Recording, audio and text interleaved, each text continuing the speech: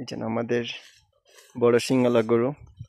মাঝে একদিন অসুস্থ ছিলেন ইনি, এখন খেয়ে আলহামদুলিল্লাহ চেহারা আস্তে আস্তে চেঞ্জ হওয়া শুরু হয়েছে। দেখেন কয়দিন হলো, 1 সপ্তাহ মনে হয়। আমাদের এইখানের ঘাসের একটা সারমর্ম আছে, মানে তাড়াতাড়ি সব চেঞ্জ হয়ে যায় চেহারা। আলহামদুলিল্লাহ খুব লাকি আমরা। দেখেন কি একটা বাজে অবস্থায় নিয়ে আসছিলাম, আনার পরে তো এটা আবার অসুস্থ হয়ে পড়ছিল। 1 সপ্তাহ 2-3 দিন অসুস্থ ছিল, এরপরে হচ্ছে খাওয়া শুরু করলো।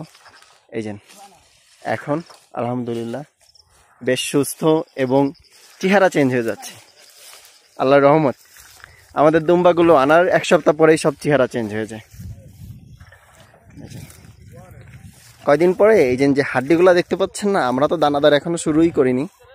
আমরা তো দানাদার শুরু করব, মানে নিজেদের, মানে ন্যাচারাল যে দানাদার আর কি। তখন তো এদের চেহারায় চিনাই যাবে না। মাশাআল্লাহ, শুধুমাত্র আমাদের এই ঘাসগুলা খেয়ে আমাদের পুরো 5,000 একর এই ঘাসে ভরা। তাহলে এবার হিসাব করেন যে আমরা গরু কিনে আনার 3 মাস পরে কোনো খরচ ছাড়াই, শুধু মেডিসিন এবং লেবার কস্ট তো খুবই কম, এইটা বাদে আমাদের কোনো খরচই নাই।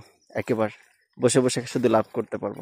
এই গরুগুলো যদি একটু চেহারা চেঞ্জ হয়ে যায়, আমরা 2-3 মাসেই আর কি এক একটা গরুতে বেশ লাভ করতে পারবো। এই যে মাশাআল্লাহ, আমাদের এগুলো হচ্ছে শোপিস হিসেবে আনা। এটা অনেকেই বলে আফ্রিকাতে এই বড় শিংয়ের গরু হচ্ছে সম্মানের প্রতীকী আর কি।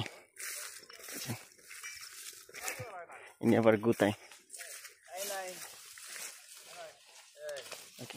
ভালো থাকবেন, দোয়া করবেন। আসসালামু আলাইকুম।